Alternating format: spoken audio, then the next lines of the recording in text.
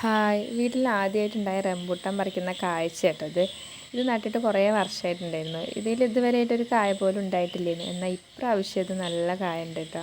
ഇതിൽ നിന്ന് ഒരുപാട് കായകളും ആദ്യത്തെ മഴയ്ക്ക് തന്നെ കൊഴിഞ്ഞു പോയിട്ടുണ്ടായിരുന്നു. എന്നാലും ഇപ്പോഴും ആവശ്യത്തിന് കായ ഇപ്പോഴും ഉണ്ട്.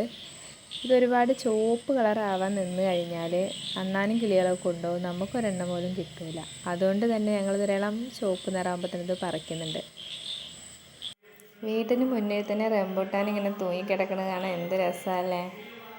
ഇതിൽ കായല്ലാത്ത സമയത്ത് ഇത് മുറിച്ച് കളയണം എന്നൊക്കെ പറഞ്ഞിട്ടുണ്ടായിരുന്നു കേട്ടോ. ഇനി എന്തായാലും ഇത് മുറിക്കാനൊന്നും പോകുന്നില്ല. ഇനി എല്ലാ വർഷവും ഇതിൽ ഇതേപോലെ കായ ഉണ്ടാവുമെന്ന് പ്രതീക്ഷിക്കുന്നുണ്ട് ഞങ്ങൾ.